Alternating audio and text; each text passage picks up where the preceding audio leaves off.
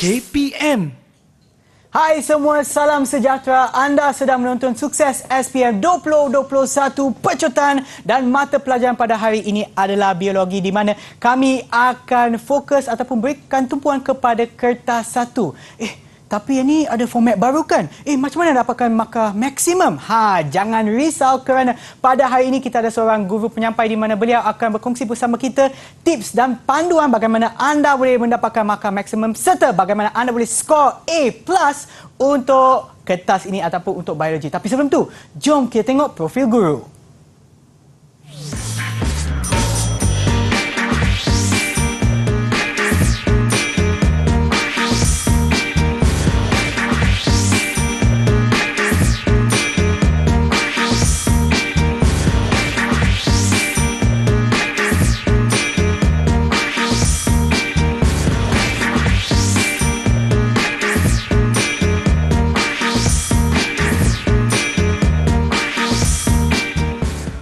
Dan guru penyampai untuk hari ini dipersilakan Cikgu Farid daripada SMK Aikeroh Melaka. Hai Sean, apa khabar? Baik Cikgu, apa khabar? Sihat Cikgu? Sihat, Alhamdulillah. Okey Cikgu, sebenarnya saya nak tanya Cikgu, untuk biologi ni adalah kertas teras ataupun elektif Cikgu? Okey, untuk perhatian dan makluman semua, mata pelajaran biologi ni adalah suatu subjek elektif. Oh, okey. Dan diambil oleh pelajar sains tulen lah. Okey. Jadi biasanya murid-murid akan ambil subjek fizik, kimia dan biologi. Kemudian ada juga yang mengambil fizik dan kimia. Tapi biologi ni adalah satu mata pelajaran yang borders dan ada kaitan juga dengan fizik dan juga kimia. Okey, baiklah Cikgu, jom kita mulakan pembelajaran kita pada hari ini. Silakan. Okey, boleh. Terima kasih Sean. Jadi murid-murid sekalian, Assalamualaikum warahmatullahi wabarakatuh dan salam sejahtera. Jadi hari ini saya Cikgu Farid dari SMK Aikeroh Melaka akan membawa anda semua untuk kita sama-sama melakukan pecutan untuk SPM 2021. Jadi untuk yang pertama je Sean, kita akan pergi kepada ini. Ya Cikgu? Mungkin butang lagi satu Cikgu. Okey. Okey, untuk yang pertamanya kita akan tengok bagaimana format pentaksiran biologi kertas 1. Jadi untuk makluman murid-murid di rumah, jadi dekat sini kita ada format pentaksiran biologi kertas 1 di mana jenis instrumen dia adalah ujian bertulis. Jadi ujian bertulis kita ada aneka pilihan. Dulu ada aneka pilihan A, B, C, D. Tapi sekarang kita ada A, B, C, D dan pada masa yang sama kita juga ada ABC saja. Jadi kalau ada 3 pilihan jawapan ataupun 4 pilihan jawapan, jadi murid-murid perlu memilih satu jawapan yang tepat dan kita ada 40 soalan. Sebelum ni ada 50, tapi untuk kali ini, untuk format baru ini kita ada 40 soalan yang membawa kepada 40 markah. Dan semua jawapan-jawapan ini perlu ditanda dalam borang objektif ataupun borang OMR yang disediakan. Dan masa yang diperuntukkan adalah selama 1 jam 15 minit. Okey. Jadi kita tengoklah berkaitan dengan format ni, kita tengok construct. Construct ni difahami oleh guru-guru lah biasanya. Jadi dekat sini kita ada construct untuk mengingat ada 15, kita ada memahami ada 15, mengaplikasi ada 8 dan kita ada tambah satu lagi iaitu menganalisis ada 2 soalan. Jadi jumlah keseluruhan dekat sini ada berapa Sean? 40 kita ada 40 soalan. Jadi kalau kita nak skor dalam kertas 1 ni cukup mudah sebenarnya. Macam mana kita nak skor kertas 1? Kita tengok dekat sini 30 soalan ni saja kita dah boleh kuasai. Kalau ikutkan aras kesukaran dia mungkin aras rendah. Jadi kalau dah 30 tambah lagi dengan 8 campur 2 ni 10, dah tentu murid dapat 40 per 40. Jadi senang saja nak dapatkan A dalam biologi kertas 1 ni, hendaklah skor kertas 1 iaitu mendapat sekurang-kurangnya 30 dan ke atas. Tapi kalau kita nak dapat A+, kita kena lebih lah, 38, 37 dan ke atas lah. Okey. Jadi dekat sini kita tengok kod dia 4551 stroke 1, kemudian dia ada standard kandungan dan standard pembelajaran dalam DSKP adalah cakupan ataupun apa yang akan ditanya dalam kertas 1 tersebut. Okey. Jadi dekat sini ada 20 markah aras rendah, sederhana dan juga tinggi. Dan murid-murid juga boleh membawa kalkulator saintifik masuk ke dalam Dewan Peperiksaan untuk menjawab kertas satu. Okey, Sean, jelas format? Okey, jelas cikgu, jelas. Format jelas, jadi kita pergi kepada bagaimana kita nak menguasai kertas satu ni, Sean. Ini penting. Nampak macam senang kan? Ada jawapan dekat situ. Yeah. Kita pilih je, lepas tu kita terus tanda. Tapi sebenarnya murid-murid dalam biologi kertas satu ni, kita ada beberapa tips penting yang boleh membantu murid-murid untuk mendapatkan markah maksimum dalam kertas satu ni. Okey, kita lihat. Tips yang boleh diberikan oleh saya pada petang ini adalah, yang pertama kita tengok kuasai semua konsep asas dalam biologi. Apa konsep asas dalam biologi? Kita ada konsep pembahagian sel. Kita ada mitosis, kita ada meiosis, kita ada komponen-komponen sel. Jadi benda-benda tu murid-murid kena tahu dan kena kuasai dengan baik. Bila kuasai dengan baik, maka dia dapat jawab konsep-konsep asas yang biasanya ditanya dalam biologi. Okey, yang kedua, kuasai gambar rajah, label dan fungsi. Untuk pengetahuan Sean, biologi ni dia banyak gambar. Ya, betul. Betul, ada banyak gambar dan biasanya kalau murid dapat kuasai gambar-gambar ini, dapat kuasai dia punya label dan juga fungsi, saya yakin dan percaya A tu dalam genggaman. Bila kita tahu gambar tu, kita akan tahu konsep. Bila kita tahu konsep, kita akan tahu proses. Jadi benda ni akan membantu murid-murid untuk mendapat A dalam mata pelajaran biologi. Okey, yang ketiga, kita ada kuasai istilah yang tepat dan ejaan yang betul. Jadi ada pelajar dia sambil lewa kalau ada bab-bab istilah tu dengan ejaan yang salah. Jadi menggunakan istilah yang tidak tepat. Contohnya macam larutan. Kita ada 3 jenis larutan, hypotonik, hypertonik dan juga isotonik. Jadi kadang-kadang kalau pelajar tu keliru, dia dah tersalah letak jenis larutan.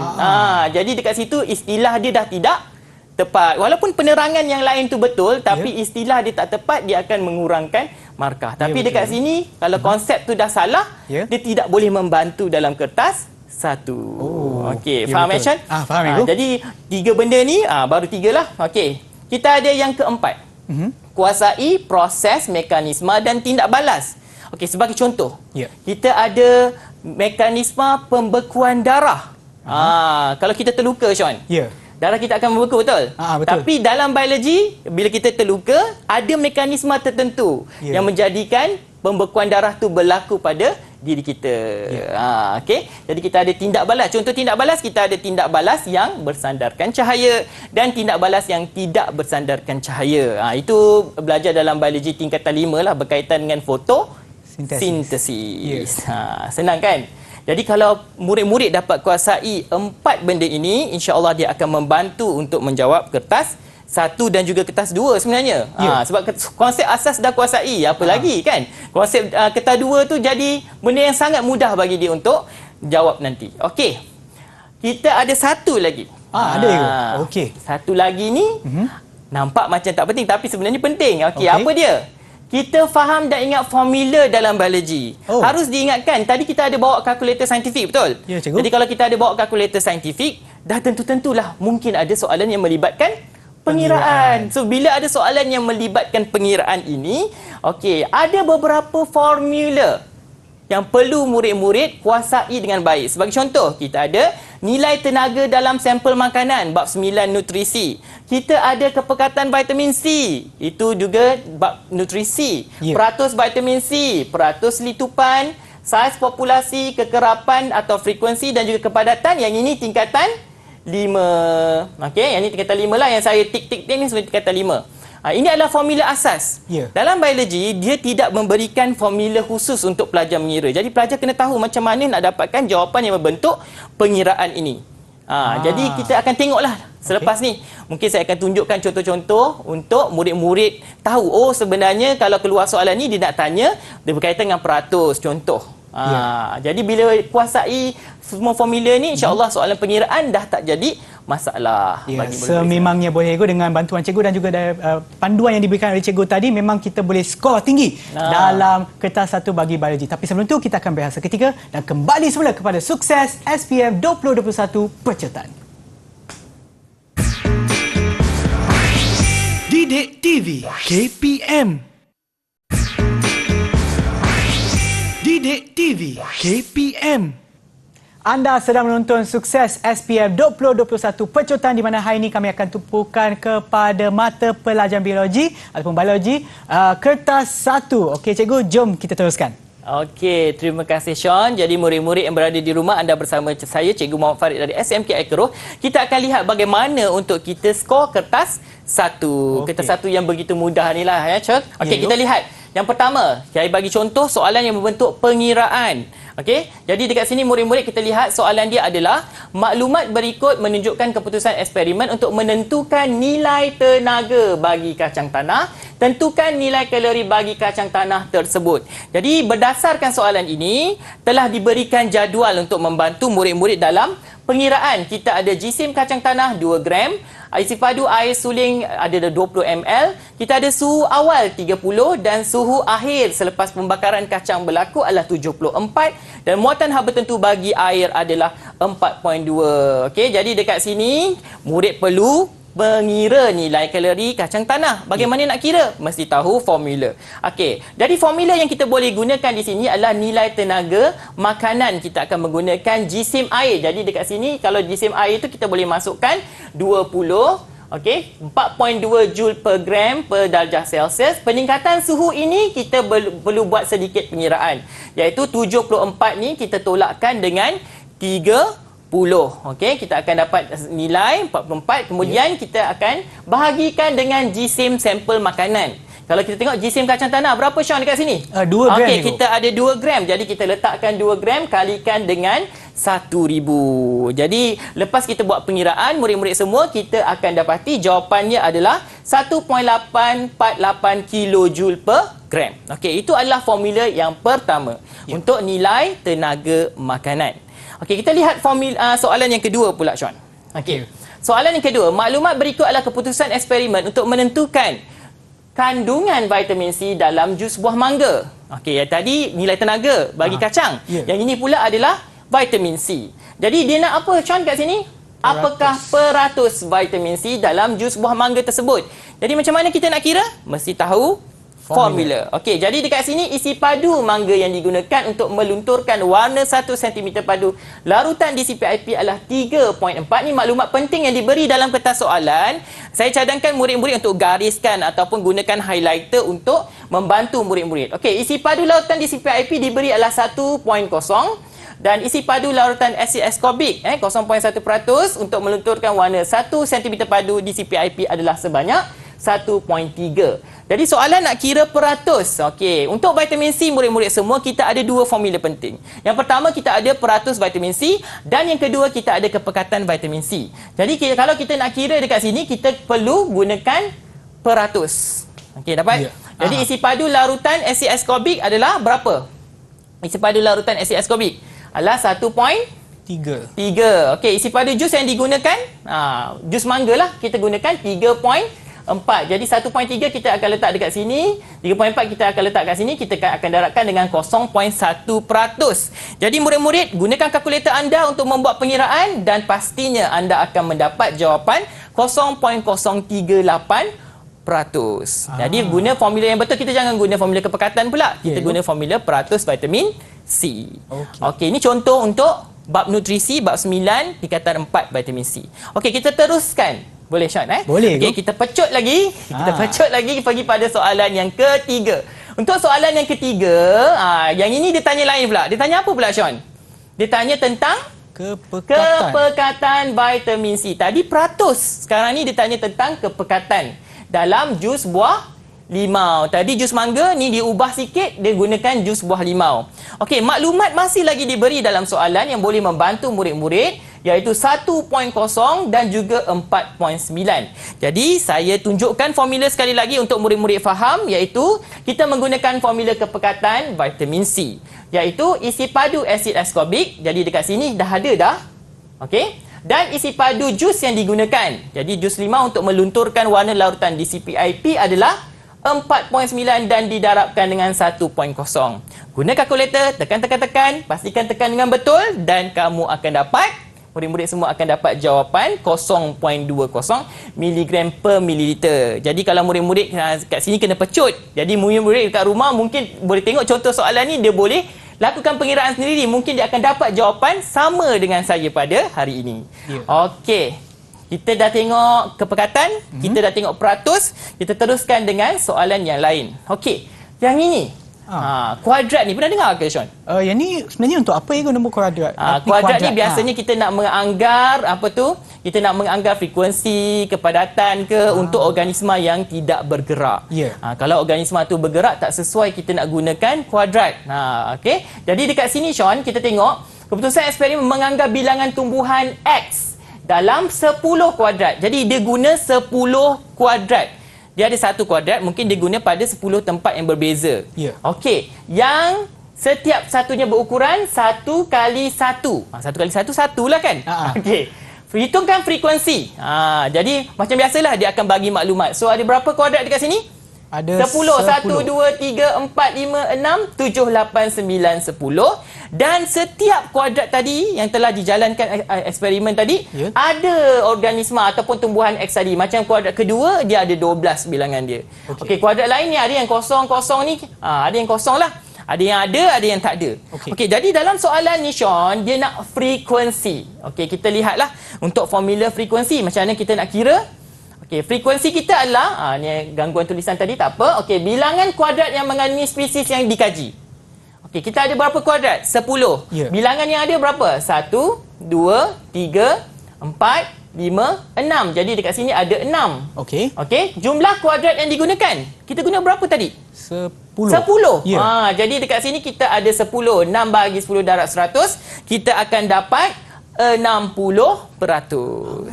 Senang saja bilangan. Okey, untuk frekuensi kita ada 60% untuk tumbuhan X tadi. Okey, kita teruskan dengan soalan lain pula, Sean. Okey, soalan lain ini dia tanya pasal kuadrat juga, mengenai kuadrat, tapi soalannya dia tanya tentang kepadatan. Okey, dia tanya tentang kepadatan. Okey, kita masih lagi sama, kita menggunakan 10 kuadrat dan setiap satunya berukuran 1 kali 1. Kena hati-hati. Murid-murid kena lihat juga ukuran kuadrat tu 1 kali 1 ke 2 kali 2 ke. Kena hati-hatilah dekat situ. Kadang-kadang dia berbeza. Kalau 1 kali 1, 1 jadi dia tidak mempengaruhi sangat. Kalau 2 kali 2 dah jadi 4. Dia akan mempengaruhi nanti bacaan tu. Okey. Kepadatan, jumlah bilangan individu spesies yang dikaji. Jumlah maknanya kita kena tambahkan. Jadi 5 tambah 0 tambah 5 tambah semua ni dalam kuadrat tersebut. Kita akan tambahkan jumlah bilangan kuadrat yang kita gunakan. Jadi kita gunakan berapa kuadrat? 10. Okey. Dan luas kuadrat kita berapa? 1 kali 1 tadi? 1 lah. Senang kan? Okey, kalau kita tambahkan 5 tambah 5, 10, 20, yang ini 30, kita ada 40. Jadi 40 per 10 darabkan dengan 1. Jadi murid-murid kita akan dapat 4. Okey, so kat sini 40 kita bahagikan dengan 10 kali 1. Ini untuk apa? Untuk kepadatan. Untuk kepadatan kita gunakan. Tadi frekuensi sudah, kepadatan sudah. Okey, kita tengok yang ke-6, soalan yang ke-6. Amin menggunakan teknik persempelan kuadrat untuk mencari peratus litupan. Yang ini soalan ni lain sikit. Dia tanya peratus litupan. Luas kuadrat kita sama lagi, Sean. Ini untuk memudahkan pelajar lah. Satu kan. Nak bagi senang faham. Okey, kira peratus litupan rumput Q. Rumput dia tak bergerak kan? Sesuai lah guna kuadrat. Okey, berdasarkan keputusan dalam jadual di bawah. Kali ni ada beza sikit. Sebelum ni kita gunakan 10 kuadrat. Tapi kali ni kita ada berapa kuadrat? 6. Kita ada 6. Jadi hati-hati. Tak semestinya kita kena gunakan 10. Kita boleh guna 5, kita boleh guna 15. Okey, jadi kena hati-hati. Okey, untuk mengira peratus litupan yang dikendaki dalam soalan ini, murid-murid semua kena tahu formula peratus litupan. Okey, apa formula peratus litupan? Iaitu luas kawasan yang diliputi oleh spesies yang dikaji bahagikan dengan jumlah bilangan kuadrat yang diguna kali luas satu kuadrat. Okey, so macam mana? Kita tambahkan semua ni. Ni kena tambahkan lah. Tambahkan, dapatkan nilai sama dengan Y. Contoh saya buat kat sini. So Y tadi kita akan bahagikan dengan kuadrat yang diguna. Kita ada 6. Kalikan dengan luas satu kuadrat. Iaitu 1 kali 1. Kali 1 lah. Okey. Darabkan dengan 100. Okey, jadi murid-murid tambahkan semua ni, bagikan dengan 6 darab 100, kita akan dapat 37.8%. Okey, itu untuk soalan berbentuk pengiraan, formula. Okey. Nombor 7, ni mungkin formula yang terakhir. Yang ini popular juga, menganggar saiz populasi siput. Siput banyak kan dekat rumah kita, kadang-kadang duduk celah-celah pasu, banyak dekat sini, dekat sana, jadi kita nak anggar berapa banyak siput sebenarnya. Jadi untuk menganggar saiz siput tu Sean, kita boleh menggunakan formula untuk mengira saiz populasi siput. Jadi kita kena buat apa? Kita kena buat tangkapan lah, tangkap dulu. Contohlah kita buat tangkapan pertama, kita buat 45. Kita tandakan siput-siput tu. Kena tandakan lah. Lepas tu kita akan lepaskan pada habitat asal. Lepas tu selang 1 minggu mungkin kita akan buat tangkapan kedua. Mungkin kita dapat 25 campur 5. Ni jangan lupa, ni jumlah keseluruhan. Kita dapat 30. Asalnya kita dapat 45. Tangkapan kedua mungkin kita dapat kurang sikit. 30 ataupun mungkin lebih. Jadi kita tengok bilangan yang bertanda kita dapat tu berapa. Daripada asal 45 kita tanda, kita dapat 25. Jadi murid-murid sekalian, saiz populasi kita gunakan formula tangkapan pertama kalikan dengan tangkapan kedua bahagi dengan bilangan bertanda dalam tangkapan kedua. P kali Q bahagikan dengan R. Okey, dalam kes ini Sean, kita tengok tangkapan pertama kita adalah 45. Kalikan dengan tangkapan kedua kita berapa? 25 juga. 25 campur 5. Jangan lupa sebab soalan ni mengelirukan pelajar. Sebab dia nak trik sikit yang bertanda dengan tidak bertanda. Tapi dia masih dalam kategori tangkapan kedua. Jadi dia akan dapat 30. Bahagikan dengan R. R ni merujuk kepada bilangan bertanda dalam tangkapan kedua. Berapa bilangan bertanda kita? 25 juga. 25. Senanglah. Jadi kena hati-hati dekat sini je. Bertanda tidak bertanda. Okey, jadi kita akan dapat 54. Ini soalan yang membentuk pengiraan. Okey, kita pergi lain sikit lah. Tadi kira-kira mungkin kita tengok soalan yang berbentuk formula. Baik. Okey, formula yang ditunjukkan dalam persamaan iaitu glukosa campur oksigen menghasilkan karbon dioksida, air dan tenaga. Okey, dia kata apa yang ditunjuk dalam persamaan ni? Okey, dalam persamaan ni Sean, kalau kita tengok ada oksigen. Jadi dia adalah respirasi yang melibatkan oksigen. Bila melibatkan oksigen, dalam kepala kita, dalam minda kita ni, kita dah ingat apa? Respirasi aerob. Respirasi aerob sebab dia menghasilkan karbon dioksida, air dan tenaga. Kalau glikolisis ni tak mungkin sebab glikolisis ni adalah sebahagian daripada respirasi aerob. Tapi dia melibatkan apa? Dia melibatkan penguraian glukosa. Yang ini glukosa lah. Okey, glukosa dia hanya uraikan jadi piruvat. Satu ni je. Okey, kalau pengoksidaan piruvat pula, piruvat ni pula kita oksidakan. Dia akan menghasilkan karbon dioksida, air dan tenaga. Gabung dua ni barulah kita dapat respirasi aerob. Jadi ni persamaan lengkap. Bila persamaan lengkap Sean, jawapan dia tentu-tentulah respirasi aerob. Cikgu, kalau dia tak menggunakan oksigen macam mana cikgu? Kalau dia tak menggunakan oksigen, itu adalah respirasi anaerob. Bergantung pada jenis fermentasi dia lah, sama ada dia fermentasi asid laktik yang tidak menggunakan oksigen atau oksigen terhad atau fermentasi alkohol. Okey, dalam kes ni kita gunakan oksigen. Dengan kehadiran oksigen maka dia adalah respirasi aerob. Ni fermentasi ni. Ni dalam keadaan oksigen yang terhad. Okey. Jadi kita tengok dekat sini, harap murid-murid faham apa yang diajarkan. Okey, sempat lagi satu ke kita pecut? Saya rasa sempat je. Okey, ni soalan mudah je. Soalan mudah PQRST. Tadi dah belajar dah sebelum ni. Kan? Dekat sini respirasi aerob baru je belajar sebentul tadi. Jadi kita mula-mula tadi apa? Glukosa, betul? Kita tambahkan dengan oksigen. Oksigen. Jadi kita carilah P yang ada glukosa. Yang ini Q yang ada oksigen, dah tentulah jawapannya D. Sebab dia tanya respirasi aerob. Kebetulan soalan sebelumnya adalah respirasi aerob. Okey, jadi jawapan dia adalah D yang menghasilkan karbon dioksida, air dan juga tenaga. Okey. Boleh teruskan ya? Boleh. Okey, boleh. Satu lagi kita pecut satu lagi. Sementara masa masih ada. Okey, mengambil bahagian dalam acara pecut 200 meter. Okey. Pernah masuk acara 200 meter? Pernah ikut tapi tak bertandingan. Pernah lari je. Pernah lari tapi tak masuk pertandingan lah. Okey. Jadi mungkin kalau kita lari pecut secara tiba-tiba, mungkin kita akan mengalami kelesuan atau keletihan. Mula-mula tu kita boleh pecut lagi. Tapi nak sampai ke penghujung ni, sebab soalan dia kata setelah ia berlari 100 meter yang pertama. Jadi dekat sini Sean, dia telah menjalankan satu respirasi. Ataupun kita panggil sebagai fermentasi lah. Okey, fermentasi tanpa kehadiran oksigen ataupun oksigen yang terhad. Sebab penggunaan dia melebihi keperluan. Ya.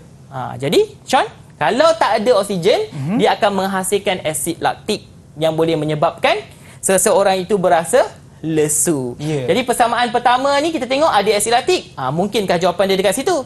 Kat sini glukosa campur oksigen. Tadi dah cakap dah, kalau fermentasi asid laktik, dia tiada oksigen atau oksigen terhad, betul? Jadi kita boleh reject lah yang ini, betul?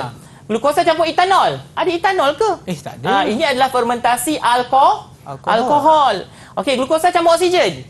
Yang ni aerobik kan? Ini aerob kan? Jadi yang ini waktu kehadiran oksigen mencukupi. Jadi dekat sini murid-murid sekalian, jawapan yang paling tepat adalah A, kerana kita ada oksigen yang sangat terhad ataupun tanpa oksigen, jadi menghasilkan asid laktik yang boleh mengakibatkan kelesuan. Tapi saya nak ingatkan satu, Sean. Ya, cikgu. Kalau kita alang-alang kita dah ulang kaji pasal asid laktik ni, mungkin murid-murid boleh tengoklah graf berkaitan dengan hutang oksigen dan bagaimana kita nak bayar balik hutang oksigen. Macam itulah. Okey. Baiklah cikgu, terima kasih atas perkongsian ilmu cikgu tadi, dan dengan itu memang sememangnya lah murid-murid semua dapat mendapat markah tertinggi ataupun markah maksimum bagi kertas 1 untuk bahagian ini. Tapi sebelum kita teruskan, kita akan berehat seketika dan kembali semula ke Sukses SPM 2021 Percutan. Didik TV KPM. Didik TV KPM. Kembali semula menonton Sukses SPM 2021 Percutan bagi mata pelajaran biologi kertas 1, di mana untuk bahagian ini kami akan memberikan tumpuan kepada soalan jenis yang mengandungi proses, mekanisme dan tindak balas. Baiklah cikgu, silakan. Okey, terima kasih Sean. Murid-murid semua kembali lagi. Jadi untuk perhatian murid-murid semua, ada banyak soalan yang membentuk gambar rajah. Kalau kita nak bincang dekat sini, banyak mungkin tak sempat lah. Jadi kita ambil beberapa formula pengiraan yang penting, persamaan yang penting, dan gambar-gambar tu saya ingatkan sekali lagi murid-murid jangan lupa untuk menguasai gambar, label dan juga fungsi yang ada pada setiap halaman buku teks kamu tu. InsyaAllah kamu akan dapat kuasai konsepnya sekali. Dan untuk kali ini Sean, kita tengok beberapa proses ataupun mekanisme ataupun tindak balas yang biasanya ditanya dalam kertas 1. Memang ada banyak tapi kita bincangkan beberapa. Okey, kita lihat soalan yang pertama. Raja menunjukkan laluan impuls saraf dalam satu arka refleks. Okey, pernyataan manakah betul tentang laluan tersebut? Okey, arka refleks maknanya tindak balas refleks. Pernah tak kalau kita tengok gambar ni, dia tercocok apa ni? Tercocok jarum. Pernah tak Sean tercocok benda tajam? Pernah aku banyak kali dah. Pisau ke apa ke, ataupun Sean terpegang objek panas? Pernah aku. Terpegang. Pernah kan? Itu namanya tindakan refleks. Jadi Sean mungkin akan menyentap tangan. Betul? Jadi dekat sini murid-murid sekalian, pertama kita kena menguasai dulu apakah stimulus yang diberi, iaitu gambar rajah. Kalau kita lihat di sini, kita ada tangan yang dicucuk. Tangan yang dicucuk dalam tindakan refleks ni, dia melibatkan 3 neuron. Ingat 3 neuron. Neuron apa? Neuron yang pertama, neuron deria. Neuron yang kedua, neuron geganti. Dan neuron ketiga, neuron motor. Namun begitu, ada juga tindakan refleks yang melibatkan 2 neuron saja. Contohnya sentakan lutut. Kalau kita ketuk lutut bawah tempurung lutut kita ni, tu sentakan lutut. Kalau sentakan lutut, dia hanya melibatkan 2 neuron, iaitu neuron deria dan juga neuron motor. Okey, kita lihat juga dekat sini M. M dia label dekat bawah ni. K ni kalau kita tengok, dia adalah neuron yang pertama, betul? Ini adalah neuron deria. Neuron J ni neuron yang kedua. Ini adalah neuron geganti. Dan kita ada N. N ni dia pergi pada otot. Okey?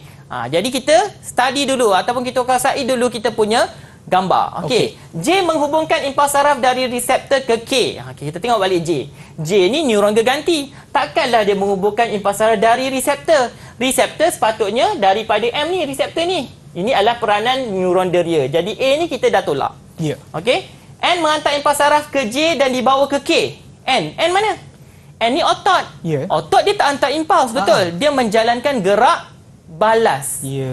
Sama ada pengecutan atau pengenduran otot. Sebab kita nak tarik tangan. Tapi kita nak pegang, benda panas lama-lama.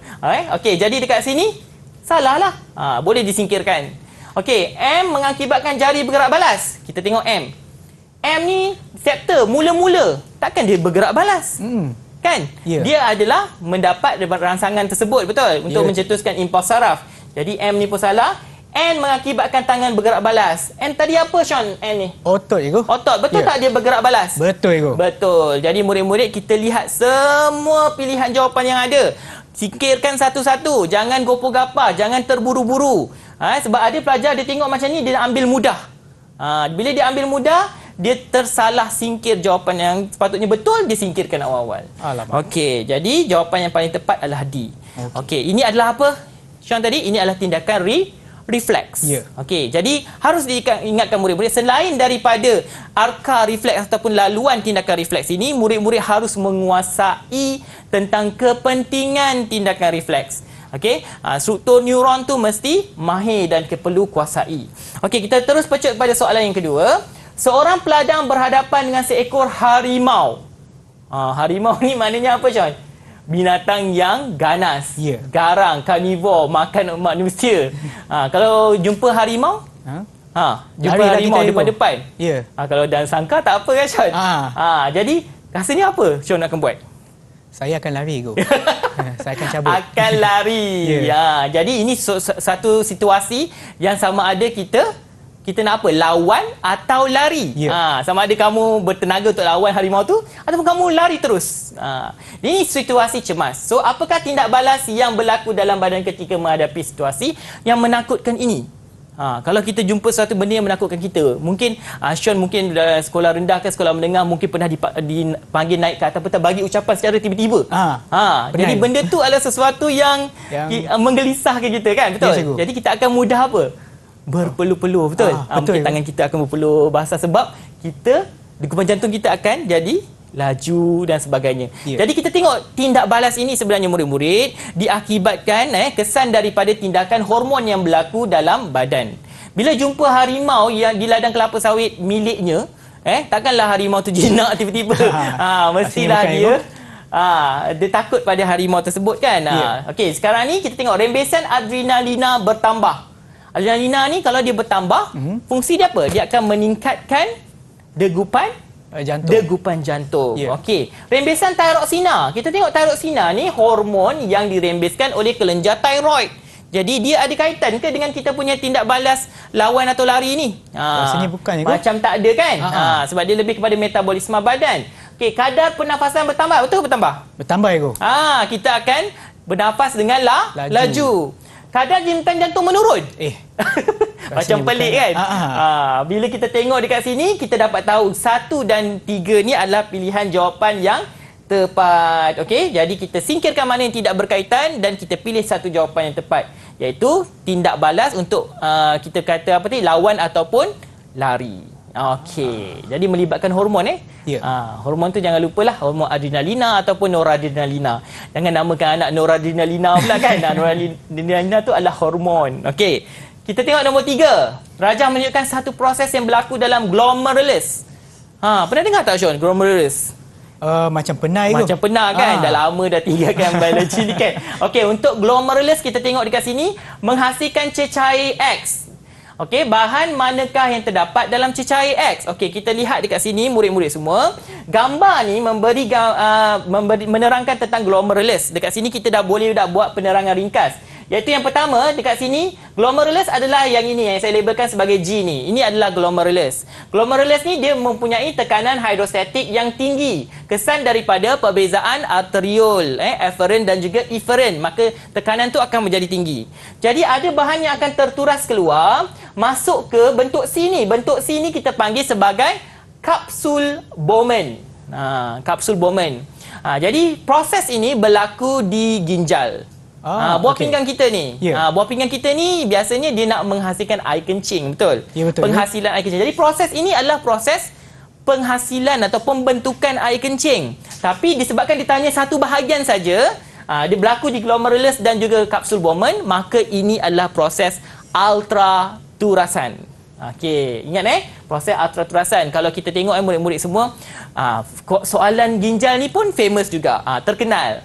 Okey, dia boleh tanya ultraturasan, dia boleh tanya penyerapan semula, rembesan dan akhirnya pembentukan air kencing. Sama ada air kencing kita keluar sedikit dan pekat ataupun banyak dan cair. Bergantung pada jumlah air yang kita minum.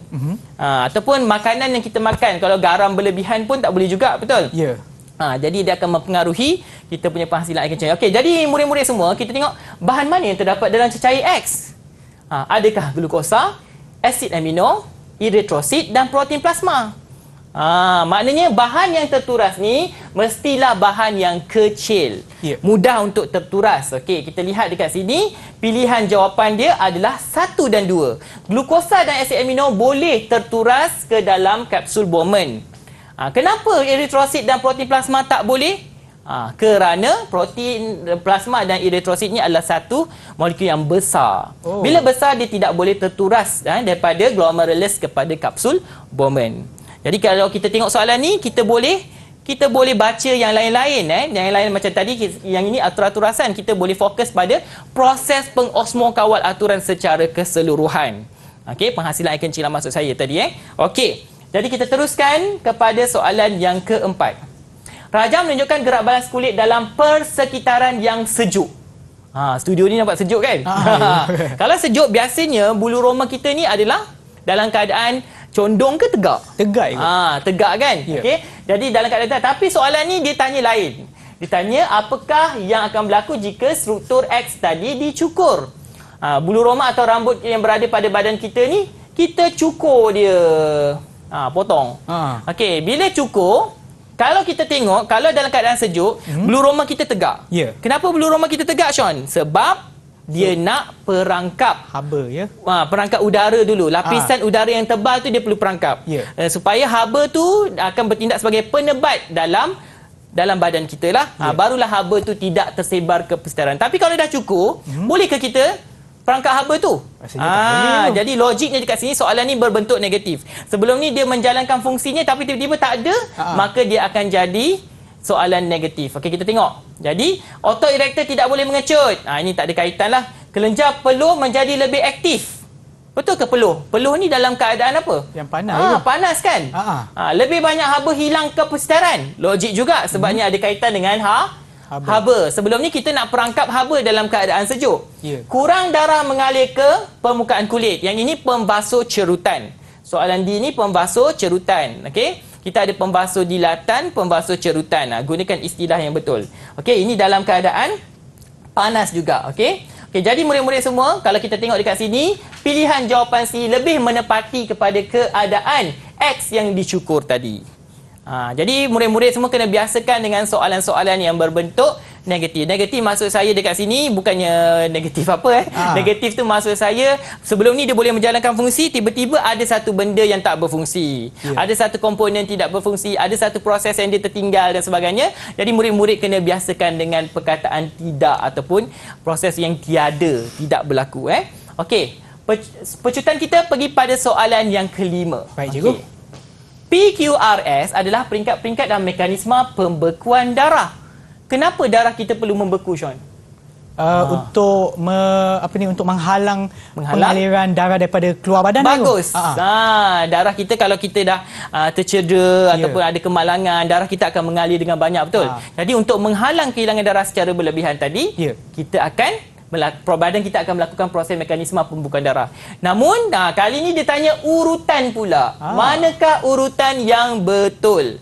Okey, untuk urutan yang betul maknanya pelajar kena susun. Bila susun, pelajar mesti tahu tentang mekanisme. Murid-murid semua mesti tahu tentang mekanisme pembekuan darah. Okey, jadi mekanisme pembekuan darah murid-murid, dia mesti ada dua proses utamalah. Yang pertama kita ada apa? Protrombin kepada trombin. Yang kedua, fibrinogen kepada fibrin. Okey. Namun begitu dia mesti dimulakan dengan platelet. Okey. Jadi dekat sini platelet bergumpal pada luka, eritrosit terperangkap. Biasanya eritrosit sel darah merah lah terperangkap ni last sekali. Okey, akhir sekali. Okey. Thrombokinase menukarkan protrombin kepada trombin dan trombin menukarkan fibrinogen kepada fibrin. Jadi ini kalau tindak balas yang pertama lah. Okey, ini tindak balas yang kedua. Tapi sebelum tu mesti ada platelet dahulu. Okey, jadi platelet ni yang P tadi ni lah. Okey, tindak balas ini yang saya kata tadi, yang berlaku semasa pembekuan darah. Jadi dekat sini murid-murid, kita mulakan dengan P tadi. P sebab apa? Platelet tadi akan bergumpal dahulu. Bila bergumpal, dia akan menghasilkan bahan pengaktif yang dinamakan thrombokinase yang akan memungkinkan penukaran protrombin kepada trombin. Jadi kita ada R. Lepas R, tindak balas yang kedua iaitu S. S adalah trombin menukarkan fibrinogen kepada fibrin. Fibrin ini akan membentuk jaringan dan akhirnya akan memerangkap sel darah merah dan menghalang darah kita daripada mengalir dengan banyak ataupun berlebihan lah. Okey. Selain daripada kalau kita ada pembekuan darah, kita mikroorganisma tidak boleh masuk ke dalam badan. Jadi murid-murid kena tahulah, selain daripada proses macam ni, mekanisme macam ni, kepentingan dia pun kamu kena kuasai. Okey, ini soalan yang ke-5. Okey, mungkin satu lagi kita sempat pecut. Boleh, cikgu. Okey. Ini soalan yang terkenal jugalah. Biasanya proses pengosmokawaturan tadilah. Homeostasis yang berlaku di sepanjang nefron. Nefron ni terletaknya di ginjal. Seorang pesakit kencing manis mengalami simptom dahaga. Dahaga dan kerap kencing. Bila dahaga dan kerap kencing, maknanya air dalam badan dia banyak tak? Semua air itu dikeluarkan, disingkirkan daripada badan. Jadi badan dia kekurangan air. Ni mungkin ada faktor-faktor daripada nefron tersebut yang menyebabkan air itu hilang. Okey, P ni kita kena tahu. Saya dah kata kalau ada gambar mesti kuasai. P ni adalah tubul berlingkar proksimal. Q ni adalah liku Henle. Dan R ni adalah tubul berlingkar distal. Dan S ni adalah ductus pengumpul. Kalau air kencing keluar banyak, maknanya ada kaitan dengan kawasan ini. Maknanya air tadi tidak diserap semula. Okey? Air tadi tidak diserap semula. Jadi, mana satu jawapan yang menunjukkan air tidak diserap semula? Lebih banyak air diserap semula. Diserap semula. Banyak ke? Ke dalam kapilari. Kan ni dia serap semula. Saya kata tak serap. Bila tak serap barulah dia kerap kencing. Okey, kurang air diserap semula ke dalam kapilari darah dalam S. Betul ke S? S ni tubul pengumpul lah. Mungkin ini jawapan kita boleh terima. Lebih banyak glukosa. Ni glukosa pula ke dalam kapilari dalam P. P dekat sini tubul berlingkar proksimal. Tak ada kaitan dengan air tadi. Betul? Lebih banyak glukosa meresap daripada kapilari darah ke dalam Q. Okey, yang ini tu liku Henle lah. Jadi kalau ikutkan logik dekat sini, jawapan yang paling tepat kita boleh terima adalah jawapan B untuk proses pengosmokawaturan, iaitu pembentukan atau penghasilan air kencing. Okey. Baiklah cikgu, dan sebelum kita teruskan, kita akan berehat seketika dan kembali semula ke Sukses SPM 2021 Pecutan. Didik TV KPM. Didik TV KPM. Anda sedang menonton Sukses SPM 2021 Pecutan bagi mata pelajaran biologi kertas 1 bersama dengan Cikgu Faid daripada SMK Aikeroh, Melaka. Baiklah cikgu, jom kita teruskan. Okey, terima kasih Sean. Kembali lagi murid-murid di rumah. Okey, kita tengok soalan objektif yang berbentuk analisis. Okey, tadi kita ada soalan yang berbentuk proses, mekanisme, tindak balas. Mungkin ada yang saya tak sempat tunjukkan pada anda semua. Jadi mungkin murid-murid bolehlah ulang kaji berkaitan dengan tingkatan 5. Soalan-soalan berkaitan dengan tingkatan 5. Contohnya persenyawaan ganda 2, tumbuh-tumbuhan, paya bakau dan sebagainya. Ada banyak soalan yang boleh kamu ulang kaji. Okey, kita lihat soalan bentuk analisis. Analisis ni ada dua. Satu analisis perkaitan. Kita perkaitan ataupun analisis unsur. Jadi dekat sini dia memerlukan kemahiran lebih sedikit. Di mana pelajar perlu menganalisis secara terperinci apa kaitan ataupun apa unsur-unsur yang terlibat. Okey, Sean. Jadi soalan analisis tak banyak. Ada 2 mungkin dalam 40 soalan tu. Tapi kita kena skor jugalah walaupun 2. Perbezaan markah dia akan ketara nanti. Okey, kita tengok. Rajah menunjukkan 2 kelas makanan. Okey. Antara bahagian berlabel A, B, C, D yang manakah mencerminkan kedua-dua kelas makanan tersebut. Kita ada 2 kelas makanan. Kalau kita tengok dekat sini, Sean, kelas makanan yang pertama ni ada ayam, daging, ikan. Ni kelas makanan apa ni? Protein. Protein. Okey, bagus. Yang ini kita tengok ada roti, okey, ada bijirin dan sebagainya. Ini kelas makanan karbohidrat. Jadi pelajar perlu menganalisis gambar dulu, baru dia dapat kelas makanan. Tapi dia tak tanya kelas makanan, dia tanya yang manakah mencernakan kedua-dua kelas makanan. Kena pula tengok gambar yang ketiga. Bahagian mana mencernakan kedua-dua, iaitu protein dan juga karbohidrat. Okey, kita tengok. Bahagian pertama ni bahagian mulut. Okey, B ni bahagian perut. Jangan pula letak hati. bentuk macam hati besar kan. Pelajar kena tahu label gambar, itu sebabnya gambar penting untuk kita belajar. Okey, C. C ni kita tengok adalah duodenum. Dan D ni kita tengok dia adalah kolon ataupun usus besar. Ya. Okey, untuk protein kita ada 3 tempat sebenarnya kalau kita nak cerna. Okey, protein biasa bermula daripada perut, okey, kemudian dia akan pergi duodenum, dicernakan, kemudian dia akan pergi kepada usus kecil. Jadi ini usus besar ni kita dah boleh reject. Nampak? Okey. Okey, kemudian kita ada karbohidrat. Okey, saya tarik sini. Karbohidrat. Kalau karbohidrat dia ada 3 tempat sama macam protein. Okey, iaitu apa? Mulut ego. Bagus. Mulut pergi pada duodenum, pergi pada usus kecil. Okey? Jadi yang sama dekat sini P, perut dengan mulut tak sama. Ni D dengan D, duodenum dengan duodenum. Ya, betul. Jadi duodenum terletaknya label pada C. Okey? Kalau kita tengok polipeptida akan dihidrolisis lah. Okey? Kepada peptida. Kalau karbohidrat tadi pula, kita akan tengok kanji akan dihidrolisis kepada maltosa. Ya. Jadi dekat sini kena tahu proses. Kalau boleh pelajar kuasai enzim-enzim penting yang ada dalam proses pencernaan. Kita ada 3 je pencernaan yang perlu kuasai. Protein, karbohidrat, lipid, dan kenal pasti tempat-tempat berlakunya pencernaan tersebut, kenal pasti enzim-enzim yang digunakan dan hasil yang terbentuk. InsyaAllah kamu akan kuasai semua proses pencernaan. Jadi jawapan dia apa, Sean tadi? C, cikgu. C adalah jawapan yang kita lihat.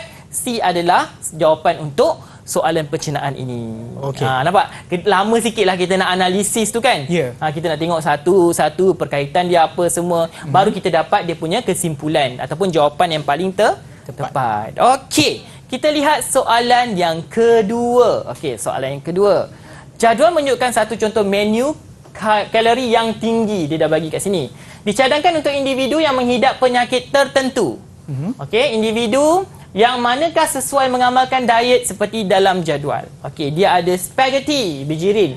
Kita ada nasi ayam, kita ada bubur ubi keledek, kita ada ubi kayu rebus, jus buah-buahan, kita ada susu suplemen khas, nampak? Okey, kita ada bayam dan brokoli.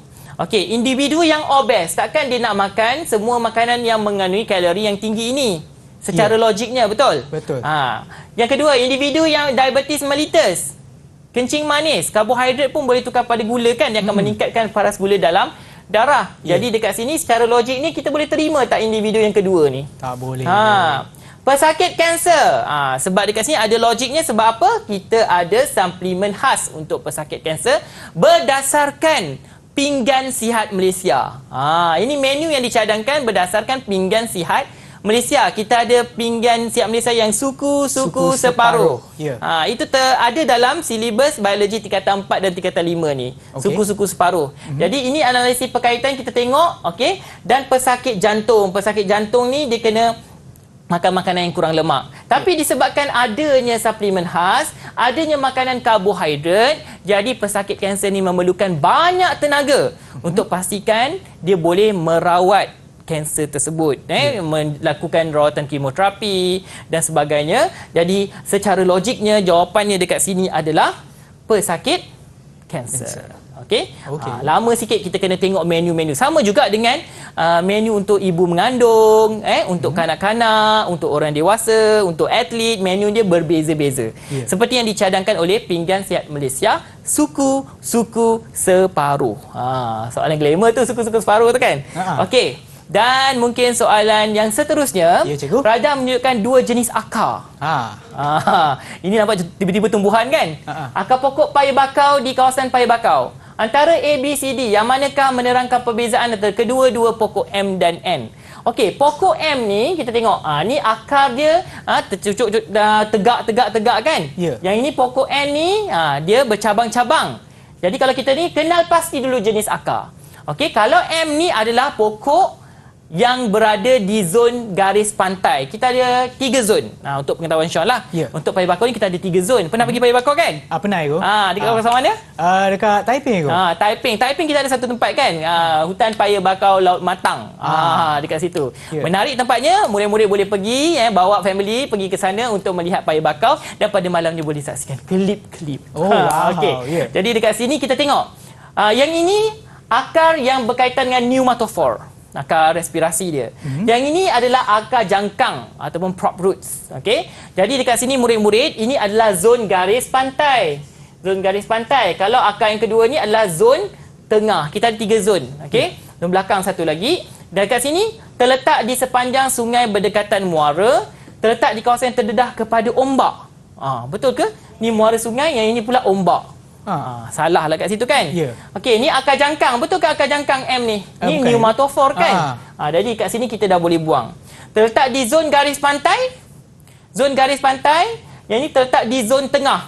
Betul ke? Kemungkinan. Yang ni Ya. jenis pokok Rhizophora dan jenis pokok adalah Avicennia. Yang ini kalau kita tengok, pokok yang ada akar pneumatophore ni adalah pokok Avicennia. Okey, dan juga Soneratia.